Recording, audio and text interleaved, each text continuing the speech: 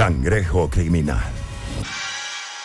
Y el cuarto capítulo del Cangrejo Criminal, de este seriado que nos ha llevado a recorrer esos crímenes que sacudieron a la sociedad venezolana, nos vamos hasta el 11 de enero de 1999, lo que se llamó el caso del Bazar Vasco, el asesinato de Víctor Orlando Rodríguez Campins, quien era aspirante a diputado por la causa R y por Convergencia, que de acuerdo con los medios del momento, se trató ese asesinato de un triángulo amoroso, o como le decían antes y ya no se usa, un crimen pasional. Para hablar de este caso, saludamos a Mario Mármol García, abogado criminalista y asesor de riesgos especiales. Bienvenido, Mario, ¿cómo está? Bienvenido, un gusto conversar contigo. No, el gusto es mío, Lila. Adriana, ¿cómo están ustedes? Un placer oírlas de nuevo.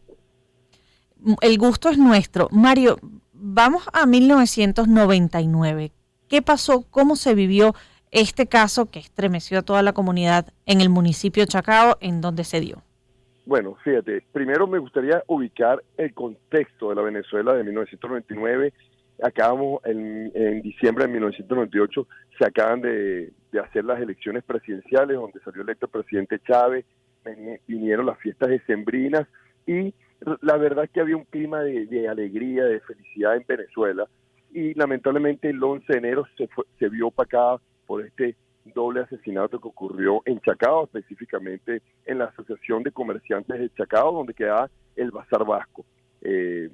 Hubo primeramente una desaparición de el quien fuera candidato a diputado Víctor Orlando Campins, que era primo del expresidente Herrera Campins, y esa desaparición fue lo que activó a los cuerpos policiales, específicamente el Cuerpo Técnico de Policía Judicial, en la división de personas desaparecidas, correcto. Empieza la búsqueda de este candidato a la causa R, como ustedes señalaron, y bueno, una vez que empieza el aparataje criminalístico, investigativo, arroja el resultado que ya es conocido, que muy lamentablemente se da un doble homicidio producido por José Manuel Arrizabala, que era el esposo de Ángela, ¿no?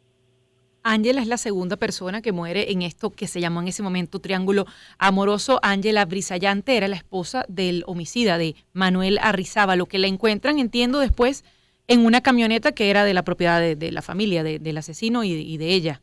Sí, correcto. Recordemos que a veces los resultados de una investigación, la investigación de campo, no son tan rápidos como la colectividad o los medios de comunicación social requieren. Es decir, cuando se da el hallazgo del primer cadáver, que es el de Víctor Orlando Campins, que se halla en un sitio de suceso con áreas muy particulares, en una escena de crimen, en un sitio de suceso cerrado, con una escena de crimen muy sanguinolenta, con un orificio de entrada en el pectoral izquierdo cercano al corazón, que se determinó que era por orificio de entrada por el paso de un proyectil accionado por un arma de fuego. Bueno, al principio ese estudio de esa escena de crimen parecía, tuvo varias hipótesis, como él era político, un dirigente político, familiar de un expresidente.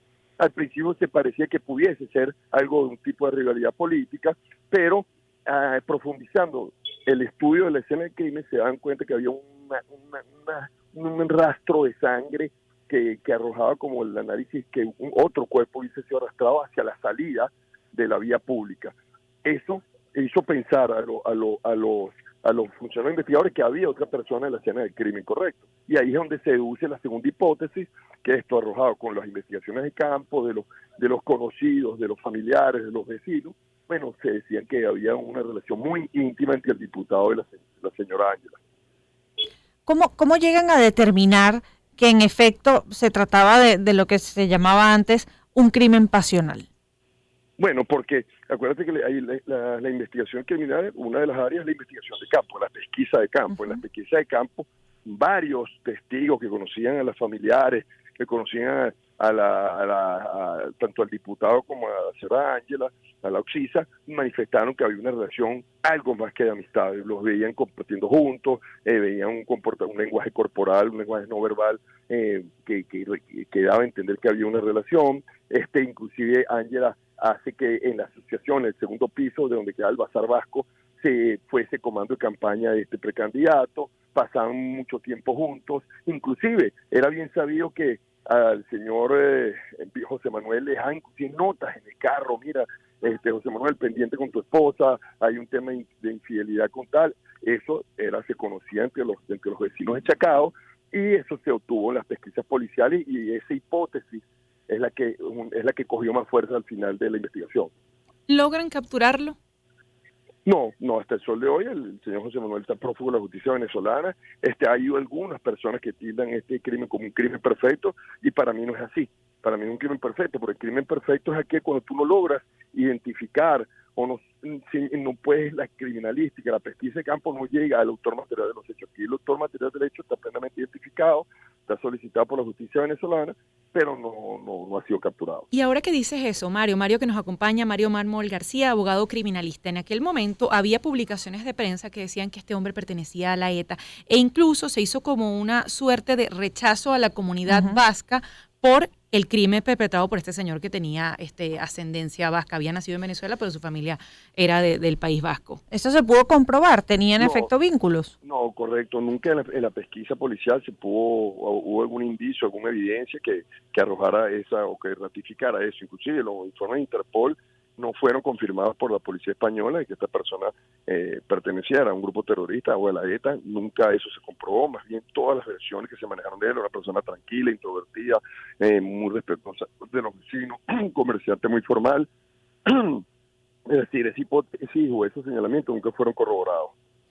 ¿Y hay sospechas de a dónde pudo haberse evadido? ¿Seguirá en el país? ¿Qué pudo haber pasado con José Manuel Arrizabalo? Fíjense, apenas en las primeras, yo diría después de las 72 horas, cuando la hipótesis toma fuerza, y acuérdense que el hallazgo del cadáver de la señora aparece 6 días después en una van propiedad del señor José Manuel en Mariches, después de 5 o 6 días del primer hallazgo, correcto. Allí ya se disparan todas las alertas a través de las policías internacionales, del gremio de policía internacional, tanto en Colombia, en España, en todos los países que están cercanos a Venezuela, y nunca hubo una respuesta por parte de estas policías diciendo que este individuo había entrado.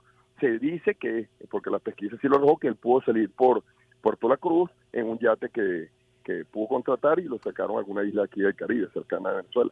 Y quizás hoy tiene otra identidad. Mario Mármol García, nuestro invitado, abogado criminalista, hoy invitado a este cuarto capítulo del seriado dedicado a esos cangrejos criminales, los crímenes que sacudieron a la sociedad venezolana, hablando del asesinato de Víctor Orlando Rodríguez Campins, quien era aspirante a diputado por Causa R y por Convergencia, el crimen que ocurre en ese negocio de reparación de licuadoras y de venta también de electrodomésticos, Bazar Vasco, entre la avenida Sucre y la avenida Cecilio Acosta del centro de Chacao. Pero Mario, ¿cómo era en 1999 la investigación criminalística? Porque nosotros viendo CSI quizás nos hemos malformado una opinión, pero era tan rápido saber, mira, aquí se nota que hay una sangre que no es de Víctor, sino de otra persona y esa persona es mujer. No, evidentemente los adelantos científicos, estamos hablando de más de 2 décadas atrás, no son los adelantos de hoy. Por ponerte un ejemplo, hoy se cuenta con temas de apoyo de rastreo de geolocalización por celulares. En esa época ni siquiera eso había. El tema criminalístico, laboratorio sí se hacía, las comparaciones de hemáticas, es decir, la comparación de sangre, que eran bastante buenas, y laboratorios PTJ en el Cuerpo Técnico Policial Judicial eran muy avanzados, eran una de las mejores policías del mundo, pero tenía un proceso los resultados tienen un proceso de tiempo, 48 horas, pero se sabía que la sangre no podía ser del señor se me escapó el nombre. Orlando, porque el rastro te daba hacia la calle y era una señal de arrastrar un cuerpo, correcto, y él estaba en otra posición, él estaba en otro sitio. Entonces los pesquisas, indudablemente, al ver el rastro que daba hacia la salida del local, pareciera que lo hubiesen como desplazado, haciendo lo que se llama cargado el cuerpo, embalado el cuerpo, para hacer de repente liberar el cuerpo en lo que se llama un sitio de liberación, correcto. Entonces los pesquisas se fueron siempre por la intención que había una segunda persona, inclusive otra tercera persona, que fue confirmado por la pesquisa de campo cuando se relata se descubre todo este tema del triángulo amoroso. Pero hay detalles muy interesantes. Fíjense que por eso que aquí no podemos hablar de un arrebato intenso dolor, que sería un atenuante en nuestro Código Penal. ¿Por qué? Porque el señor José Manuel pudo prever esta situación.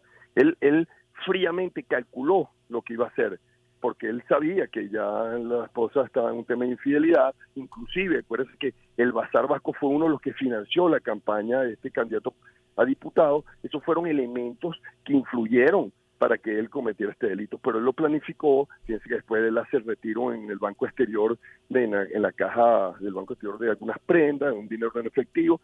Fríamente había calculado dónde iba a dejar el cuerpo de su cónyuge. Es decir, él había planificado quizás durante meses este hecho delictivo. Que por cierto, Mario, aquí me quedé pasmada un segundo. La ira, el arrebato que te puede dar porque están cometiendo una infidelidad. Te lo descubres en ese momento. Ya va, ¿sigue siendo un atenuante en este momento con nuestro Código Penal o eso ya no es así? No, seguro. Lo que pasa es que el atenuante ahorita también, antes nada más era para el hombre, discriminaba a la mujer, y el constituyente, la sala constitucional, dice que el atenuante también se aplica a las mujeres, ¿correcto? Ahora, pero es una cosa diferente a lo que ocurrió en este caso. Aquí no se aplicaría, en mi criterio jurídico, un arrebato intenso de dolor, porque él no lo sorprende un acto a ellos. Él una mezcla de sentimientos, digámoslo así. Él ya sabía que había una infidelidad, pero aparte de eso se suma el tema económico, porque él patrocinaba a este candidato, y había una especie de falco a la compañía. La compañía perdió mucho dinero financiando la campaña de este candidato, y se unieron el tema económico y el tema de la infidelidad. Él planificó, él tuvo el tiempo para planificar este delito. Mario, ¿y con qué cosas contamos ahora, no solo en materia de investigación científica, sino de prácticas que hubiesen podido darle un resultado distinto a la evasión del homicida de Víctor Orlando y de su esposa? Bueno, estamos en un mundo más globalizado. Las comunicaciones entre las policías, bueno, imagínate tú con internet, con las comunicaciones a través de redes sociales, la comunicación es mucho más rápida. Pero yo pienso sinceramente, Adriana y Lilian, que el caso fue bien investigado. Recordemos la presión que siempre se ejerce sobre los casos de investigación penal, la presión política.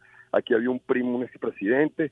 Estaba saliendo del turno el presidente Caldera con su gobierno. El presidente Luis Herrera Campos llamó al ministro del Interior para que, cuando el primo no aparecía, después cuando el primo se encontró como se encontró sin vida. Es decir, siempre la presión política hace mella sobre los casos de investigación criminal. Lo hizo antes y lo hace ahora.